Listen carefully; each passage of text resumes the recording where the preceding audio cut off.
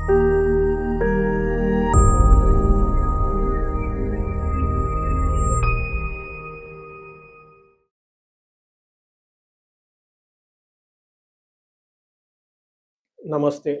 June 2వ తారీఖున గురువు మిథున రాశి నుంచి కర్కాటక రాశిలోకి మారుతూ ఉన్నారు. ఇది 12 సంవత్సరాలకు ఒకసారి జరిగే ప్రక్రియ. ఇందులో ఇంకొక ముఖ్యమైన విషయం ఏంటంటే, గురువు ఉచ్చ స్థానానికి వెళ్తూ ఉన్నాడు. కర్కాటక రాశిలో గురువు ఉచ్చ స్థానంలో ఉండటం వల్ల ఏం జరుగుతుంది? సహజంగా గురువు వచ్చేటప్పుడు మనకి ధనాన్ని ఇస్తూ ఉంటారు, సంతానాన్ని ఇస్తూ ఉంటారు. తర్వాత శుభకారకుడు అంటే చెడు జరగకుండా శుభాన్ని ఇచ్చేవాళ్ళు ఉంటారు. యజ్ఞాలు, హోమాలు, టీచరు ఇలా ధనము, తర్వాత ధర్మరక్షణ ఇవన్నీ గురువు వల్ల జరుగుతూ ఉంటాయి. కాబట్టి ప్రతి మనిషికి మనం ఇప్పుడు చెప్పుకున్న విధంగా గురువు వాళ్ళ జీవితంలో రకరకాల పాత్రల ద్వారా పోషించబోతున్నారు. ఇవి వాళ్ళకి అనుకూలంగా ఉంటాయా? ప్రతికూలంగా ఉంటాయా? అనేది మనం ఈ గురువు మారటం ద్వారా 12 రాసుల వారికి ఎలా ఉందో మనం చూద్దాం.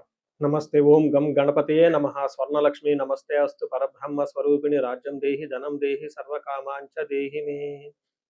స్వర్ణలక్ష్మి అమ్మవారు ప్రతి ఒక్కళ్ళకి చక్కగా బ్రహ్మ జ్ఞానాన్ని ఇవ్వాలని, తద్వారా ప్రతి ఒక్కళ్ళు చక్కగా నవ్వుతూ హ్యాపీగా ప్రతి దాన్ని ఎంజాయ్ చేసే విధంగా ఉండాలని చెప్పేసి మనం అమ్మవారిని కోరుకుందాం. అంతేకాకుండా ప్రతి ఒక్కళ్ళకి చక్కగా రాజ్యం దేహి నాయకత్వ లక్షణాలని, ఒక అధికారాన్ని, పవర్ని, అథారిటీని అమ్మవారు ఇవ్వాలని, అలానే ధనం దేహి ప్రతి ఒక్కళ్ళకి విపరీతమైన ధనం ఇవ్వాలని, ఎక్కడుంటే అక్కడ ధనం ఉండాలని, ఆఫీసుల్లోనూ, బ్యాంకుల్లోనూ, ఇళ్లల్లోనూ ధనం శుభ్రంగా నింపుకొని ఉండాలని చెప్పేసి, అంతేకాకుండా సర్వకామార్థ సిద్ధి అనుకున్న పనులన్నీ అనుకున్న విధంగా అమ్మవారు ఇమ్మీడియట్‌గా నెరవేర్చే విధంగా మన అందరిని ఆశీర్వదించాలని, అందరూ చక్కగా ఉండాలని చెప్పేసి అమ్మవారికి నమస్కారం చేసుకుంటూ, దానికి ముందుగా గణపతిని మనకి ధనాకర్షణ శక్తిని ప్రతి ఒక్కళ్ళకి ఇవ్వాలని చెప్పేసి మనం కోరుకుందాం.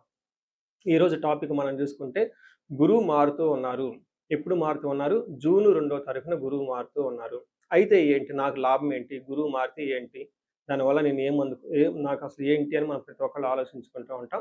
గురువు వచ్చేటప్పటికి 5 రకాల, 6 రకాల ముఖ్యమైన పనులు చేస్తూ ఉంటారు. గురువు చాలా రకాల పనులు చేస్తుంటారు. ముఖ్యమైనవి మన ఇండివిడ్యువల్ లైఫ్‌లో మనకు ప్రభావం చూపించేది ఫస్ట్ వచ్చేటప్పటికి ధనం.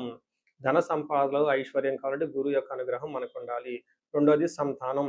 పిల్లలు చక్కగా ఉండాలి, వాళ్ళు చదువుకోవాలంటే గురువు యొక్క అనుగ్రహం మనకుండాలి. తర్వాత మనకి జ్ఞానం, అద్భుతమైన జ్ఞానం మనకు ఉండాలి. ఓకే.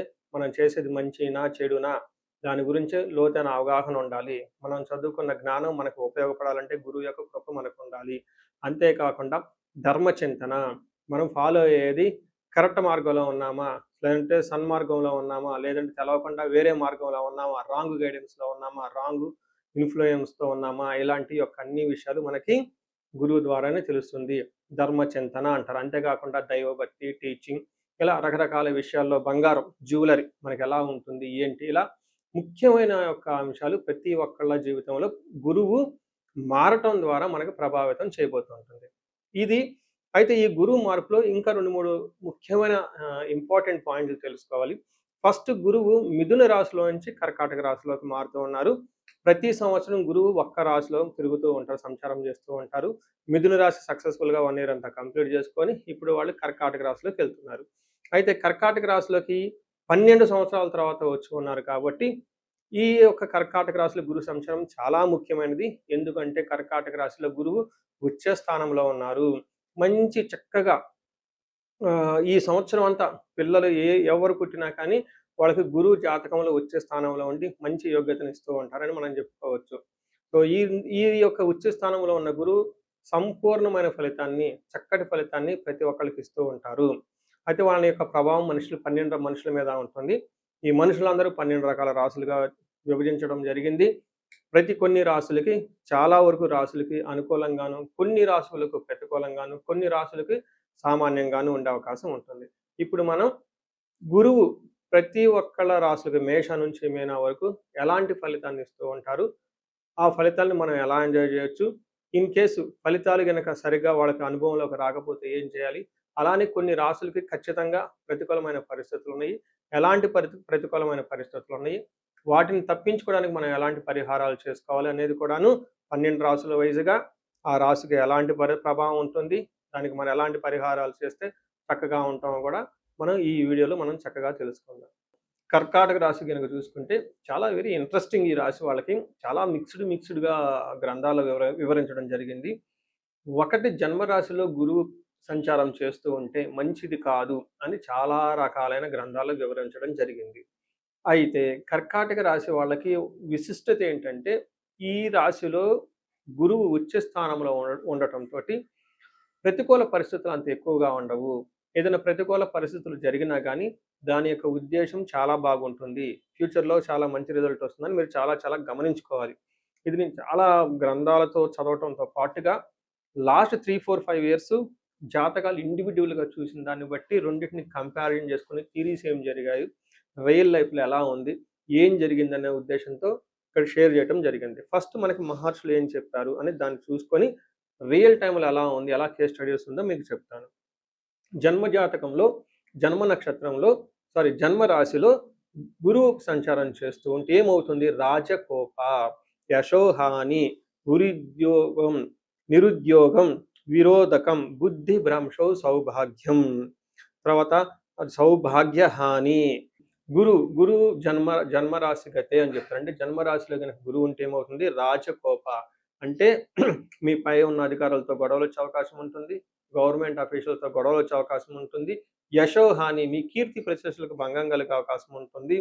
ఉద్యోగం విరోధకం అంటే ఉద్యోగంలో మీకు విరోధులు ఉండే అవకాశం ఎక్కువగా ఉంటుంది. బుద్ధి భ్రంశో అంటే మైండ్‌ని సరిగ్గా పనిచేయకుండా ఉంటుంది. భాగ్యహాని మీకు రావాల్సిన లక్ దూరంగా వెళ్ళిపోతూ ఉంది అని చెప్తారు. ఇన్ రియల్ టైమ్‌లో చూసుకుంటే ఉద్యోగంలో అపకీర్తి వస్తుంది, చికాకులు ఉంటుంది, బ్రెయిన్ అనేది సరిగా పనిచేయదు, సంపదలకు హాని కలుగుతుంది, అలానే అవమానము, కంగారు, శత్రువృద్ధి, చేసే పనుల్లో ఆటంకాలు కలుగుతూ ఉంటాయి అని చెప్తారు. అయితే ఇక్కడ దీని మీనింగ్ లిటరల్ మీనింగ్ ఎలా ఉంటే రియల్ టైమ్‌లో ఎలా ఉంటుందంటే నేను చూసిన జాతకాల్లో చాలా వరకు కొన్ని విషయాలు చాలా పాజిటివ్‌గా ఉంటుంది. ఒకటి పిల్లలు కావాలనుకునే పిల్లలు బాగుంటుంది.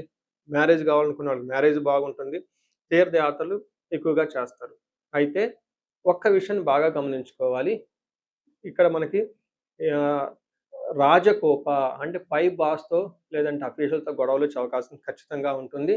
రెండోది మనకి ఏం చెప్తారంటే ఈ టైంలో మన పురాణాలలో శ్రీరామచంద్రమూర్తి ఆయన జన్మ జాతకములో గురువు ప్రవేశించినప్పుడు అడవులకి ఎళ్లారు అని చెప్పేసి మనకు వివరించడం జరిగింది.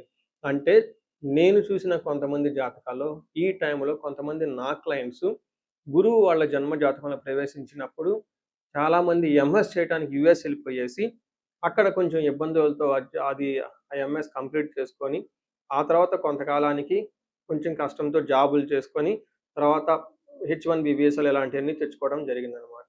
అంటే ఏమవుతుంది? ఉన్న పొజిషన్ నుంచి దూరంగా వెళ్ళిపోతారు, ఇబ్బందులు పడతారు. కానీ ఫైనల్‌గా మంచి జరుగుతుంది. అదే విధంగా శ్రీరామచంద్రమూర్తి రాజ్యాన్ని కోల్పోవాల్సొచ్చింది. పట్టాభిషేకం కావాల్సిన వ్యక్తికి ఆ పట్టాభిషేకం కాకుండా అడవులకు వెళ్ళవలసొచ్చింది. చివరికేం జరిగింది? ఒక మంచి శుభకార్యం జరిగింది. దుష్ట సంహారం జరిగింది. అదేవిధంగా ఈ రాశి వాళ్ళకి జన్మరాశిలో గురువు ఉండటం వల్ల ఖచ్చితంగా ఇబ్బందులుంటాయి.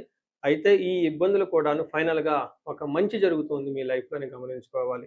సో, ఈ ప్రకారంగా కర్కాటక రాశి వాళ్ళకి గురువు మధ్యస్థంగా ఇబ్బందులతో కూడి సక్సెస్‌ని తీసుకొచ్చే అవకాశం ఉందని గమనించుకోవాలి. సో, చూసారు గదా! గురువు ఈ రాశి వాళ్ళకి ఎలాంటి అనుకూల ప్రతికూలాలు తీసుకొనొస్తున్నారు, ఫలితాలు తీసుకొనొస్తున్నారు, అనుభవంలోకి రాబోతున్నాయో ఈ జూన్ నుంచి 2027 జూన్ వరకు 2026 జూన్ నుంచి 2027 జూన్ వరకు ఎలాంటి ఫలితాలున్నారో మనం తెలుసుకుందాం.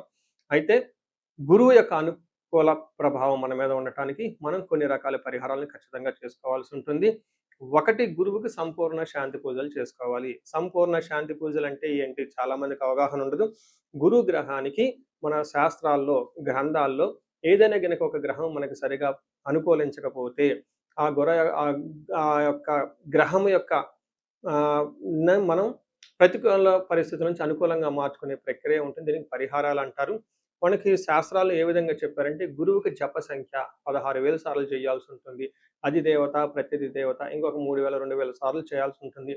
సుమారుగా గురుగ్రహానికి ఇటు అటుగా ఒక 20,000 సార్లు జపం చేయాల్సుంటుంది. అలానే గురుగ్రహానికి తర్పణం చేయాల్సుంటుంది. గురుగ్రహానికి దానం చేయవలసుంటుంది. గురుగ్రహానికి హోమం చేయవలసుంటుంది. ఇలా ఈ 4 రకాల ప్రక్రియలను ఎవరైతే చేస్తారో గురుగ్రహ సంపూర్ణ శాంతి పూజలు అంటారు. అయితే ఇండివిడ్యువల్‌గా వాళ్ళు చేసుకోవటం కష్టం కాబట్టి సద్బ్రాహ్మణుల్ని, దేవాలయాల్లో ఉన్న పండితుల్ని, లేకుంటే గురువు యొక్క మంత్రాన్ని తీసుకొని వాళ్ళు కొన్ని లక్షల సార్లు, వేల సార్లు ఉపాసన చేసి చక్కగా సాధన చేసిన వాళ్ళ దగ్గరికెళితే ఆ మంత్రం వాళ్ళ ద్వారా సిద్ధించి గురువు యొక్క అనుగ్రహం మీకు అనుకూలంగా ఉంటుంది. ఇది కాకుండా గురువుకి సంబంధించిన దేవాలయాలు అంటే మేధా దక్షిణామూర్తి కానివ్వండి, లేదంటే హయగ్రీవ సంబంధించిన దేవాలయాలు చక్కగా విజిట్ చేయటం చాలా మంచిది. ఇంకా ముఖ్యంగా గురు గ్రహం యొక్క శాంతికి మీరు ఆశ్రమాలు చక్కగా విజిట్ చేయొచ్చు. భగవద్గీత, పురాణాలు, వేదాలు, వేదాంతాలు ఇలా యాన్షియంట్ స్క్రిప్చర్స్ పురాతనమైన గ్రంథాలను తెలుసుకొని అర్థం చేసుకుంటే చాలా బాగుంటుంది. గురుగ్రహ శాంతి గురించి ఇంకొకటి ముఖ్యమైనదంటే మీకు చదువు చెప్పిన గురువుల్ని వాళ్ళ దగ్గర ఆశీర్వాదం తీసుకోవడం చాలా ఇంపార్టెంటు. సాధువుల్ని, తర్వాత మీ ఇంటికి ఎప్పటినుంచో అనాదిగా ఉన్న పురోహితులు, బ్రాహ్మణులు వాళ్ళు మీకు మంచి చెడు చెబుతుంటారు. అలాంటి వాళ్ళని మీరు సత్కరించటం, గౌరవించటం, వాళ్ళకి దక్షిణలు ఇవ్వటం ఇవన్నీ చేస్తే గురువు యొక్క గురు గ్రహం యొక్క అనుకూలం మీకు అనుకూలంగా ఉంటుంది. అంతేకాకుండా గురువు యొక్క అనుకూలమైన పరిస్థితులకి మీరు గురువులకు సంబంధించిన దత్త చరిత్ర చదువుకోవటం ఇంకా చాలా బాగుంటుంది. ఇంకా మీరు ఆశ్రమాలలో గనక కొన్ని రోజులు గనక టైం స్పెండ్ చేయగలిగితే అక్కడ యోగా చేయటం, మెడిటేషన్ చేయటం ఇవన్నీ చేస్తూ ఉంటే గురు గ్రహం యొక్క బలం పెరిగి ఇప్పటిదాకా మనం చెప్పుకున్న పరిస్థితుల్ని చక్కగా ఇంకా మంచి అద్భుతమైన రిజల్ట్ వచ్చే అవకాశం ఉంటుంది. ఇన్ కేసు ప్రతికూలమైన పరిస్థితులు ఉన్నా గానీ ఆ ప్రతికూలమైన పరిస్థితులను అధిగమించి చక్కగా లైఫ్ అంతా ముందుకెళ్ళటానికి అంత అవకాశం ఉంటుంది. ఈ సంవత్సరం ఈ గురువు యొక్క కర్కాటక రాశిలో ఉన్నంత వరకు 12 రాశుల వారికి చక్కగా అష్టైశ్వర్యాలు కలగాలని, భోగభాగ్యాలు కలగాలని చెప్పేసి, చక్కగా ఉండాలని చెప్పేసి నేను కోరుకుంటున్నాను. నమస్తే.